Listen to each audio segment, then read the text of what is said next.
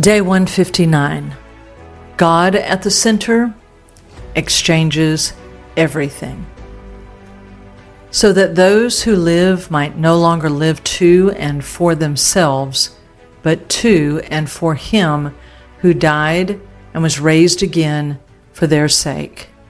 2 Corinthians 5:15. We will never rightly interpret the lives of the men and women of Scripture and in history, generations past, until we grasp the single reality. God was their center and their source. They knew the indwelling Christ. Their obedience appears radical only because our lives are often arranged around lesser centers. These people were not extraordinary by temperament. They were simply rightly ordered by exclusive allegiance to the Father. When the Father becomes central, as He was to Jesus, everything else is displaced from ruling you. Ambition loses its authority. Fear loses its leverage. Comfort is dethroned. Even good and God-given things are reduced to servants rather than masters. Life is no longer lived toward outcomes, recognition, or self-preservation. It is lived unto Him.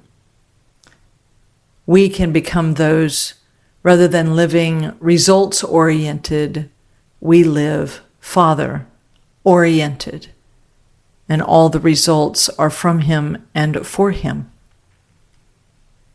This is not an invitation into a more elite tier of spirituality.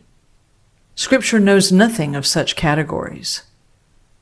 There is only one Christian life, the life of Jesus and the life Jesus lived unto the Father, now being developed and reproduced in us, because Jesus is our life. Anything less is being out of order.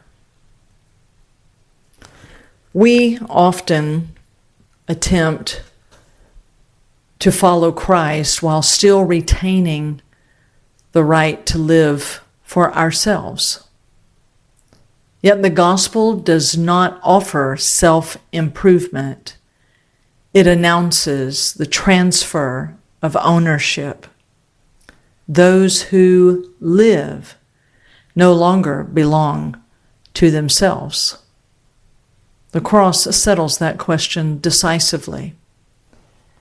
The discomfort we experience, the tearing of our souls, the shredding of our hidden and private lives is rarely because God has asked too much. But the discomfort is because He refuses to be on the outer edges, on the periphery of life.